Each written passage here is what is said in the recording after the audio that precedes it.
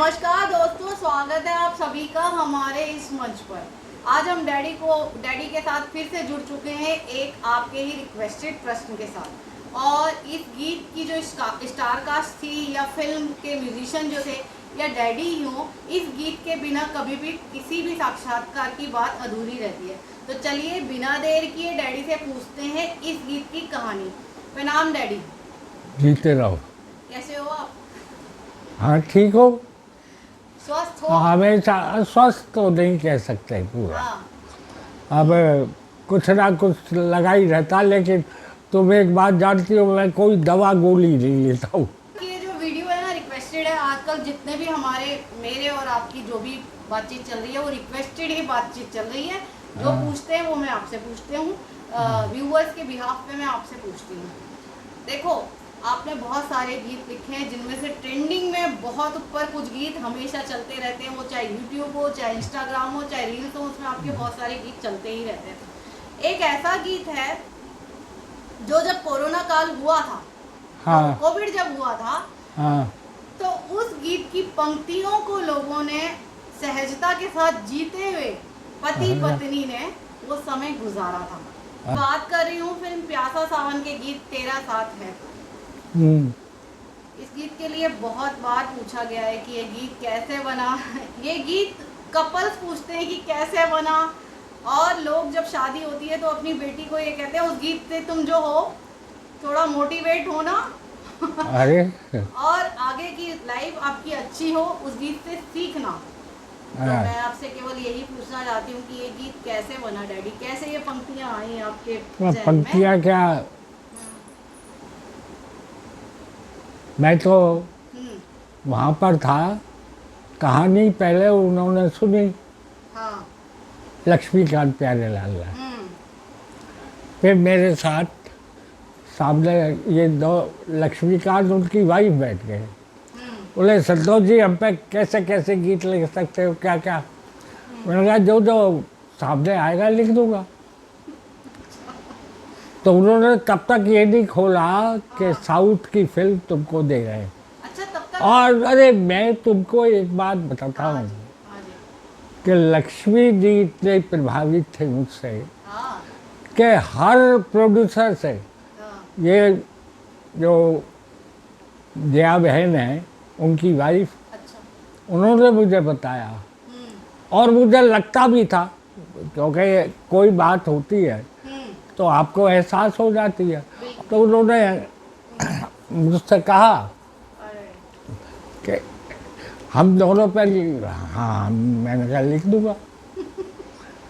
तो गीत उन्होंने कुछ, मैंने उठा के जो लिखा उसके अंदर मेरा कुछ उन दिनों की याद मतलब भावनाएं आ गई। अच्छा। विचार आ गए। हाँ। जब हम बहुत अभावों में जीते थे दिल्ली में। अच्छा। तनख्वाहें बहुत कम थी। अच्छा। हमारा मतलब ग्रेड बहुत ऊंचा था। और मतलब मुझसे भी जो बड़े बड़े ऑफिसर्स थे उनकी भी तनख्वाहें सैकड़ों में क्या 200-250 की तो बहुत बड़ी नौकरी मानी जाती थी। हाँ। तो हम जाफरी में रहते थे। अच्छा। तो वहाँ बैठे बैठे ख्याल आया ऐसे ही, मैं वो बनता चला गया। तेरा साथ है तो मुझे क्या कमी है, अंधेरों से भी मिल रही रोशनी है। अब ऐसे ही, अब ये मैंने सोच के नहीं लिखा था। अच्छा। जो भोगा हुआ सत्य था वो सामने आ गया। इसी तरह से दूसरा गीत था, मेघा रे मत परदेस जा रे। तो उसके अंदर जो है दो जो हैं मेल फीमेल, उनकी जो अगन है अंदर की जो तपस है, उसको बुझाने के लिए ये गीत लिख दिया। अच्छा, लक्ष्मी जी सबसे कहते थे कि, और वहाँ चर्चा हो गई थी, सुभाष गई तो तुम्हें पता है यहाँ पर कितने दिन बैठे रहे। इस पे मैं किसी दिन और हम हाँ बनाएंगे, क्योंकि लोग और मुझे तो जितना पता है वो तो पता है ही है, जितना हाँ। मैं जानती हूँ। हाँ। मुझसे ज्यादा ना आपके बारे में लोगों ने रिसर्च कर रखी है, पीएचडी कर ली है शायद उन्होंने, वो पूछते हैं सुभाष अच्छा। घई हो, जेपी दत्ता जी हो, उन सब हाँ, के बारे में हाँ, पूछेंगे हाँ। तो वो सब आपसे पूछेंगे। जेपी दत्ता तो पड़ जाता 15 दिन मेरे साथ तो और मेरा दिमाग कहीं और था। अभी पीछे भी हमारा जो वीडियो अभी इन दिनों चल रहा है उसपे लोगों के दूसरे प्रश्न आ गए हैं, अभी उन पे भी फिर क्या होता है ना डैडी, लिखना पड़ता है उनके हर हाँ, किसी का हाँ। जवाब देना है हाँ, सबको, जैसे कुछ को ताराचंद बढ़ नहीं, संतुष्ट करना चाहिए। तो सबको संतुष्ट करना है। तो ये इस गीत के बारे में काफी दिन से पूछ रहे थे, दर्शक जो थे पूछ रहे थे कि गाना कैसे लिखा 13 साल, और मैं आपको ये बताऊं कि कोविड के टाइम में जो घड़ी थी, जो टाइम था, हाँ, इस गीत को लोगों ने अपने साथ जिया भी है। अच्छा। मैं सच्चाई आपको बता रही हूँ, जो परदेश में जो जोड़ा रहता था, जैसे परदेश में जो गए हुए थे, और आपको पता है मजदूर लोगों के साथ क्या क्या हुआ था, ये जो बाहर से आए हुए थे, हाँ, जब पति पत्नी थे साथ में और कुछ गुजारे लायक भी खर्चा नहीं मिल रहा था, आपको पता ही है, हम सब अरे तेरे पर तुझे मैं दाखिल करा के आया था। हाँ, रात को 12:30 बजे लौटा मैं। वो तो आपकी वजह से मैं तो एडमिट हाँ। हो गई थी, लेकिन बहुत ऐसे लोग थे जो और फिर अपनी इच्छा का मैंने कहा रूप बिल्कुल अलग, हाँ सही बात है, मैं करा के आया। कोरोना के टाइम सही बात है। हाँ। मैं तो फिर भी मैं तो हूँ, लेकिन जो चले गए, और मैं फिर वही बात अरे कितने मेरे दोस्त चले गए, अच्छे अच्छे गीतकार चले गए, अच्छे हाँ लेकिन एक बात है, जी, मुझको कुछ नहीं हुआ। नहीं होगा। अरे नहीं बेटे, पर एक चीज़ हो गई, हाँ क्योंकि देखिए वातावरण का असर जरूर होता है, हाँ तो वो वातावरण ऐसा था हाँ तो उससे मेरे सुर और सांस पे असर पड़ा, हाँ, मुझे जो याद मैं है, जब खींचता मैं था। हॉस्पिटल में थी एक बार, हाँ। मेरी आपसे बात हुई थी फोन पे, हाँ। टाइम ही अब क्या बोले, नहीं उसको याद मत करो, नहीं करें। कुछ Anyway, कुछ ऐसा है उसको निकाल दो अपने उससे। हाँ, अब उस समय से सब उभर आए हैं, तो आज बात चल रही थी 13 साल है तो मुझे क्या कमी है, तो मुझे लगता है इस चीज़ का जवाब लोगों को मिल गया होगा। और फिर अगले सेशन में हम फिर आएंगे, और कुछ अगर डैडी को और इससे कोई जुड़ी याद है तो आप बता दीजिए, इस गीत से जुड़ी कोई याद है तो।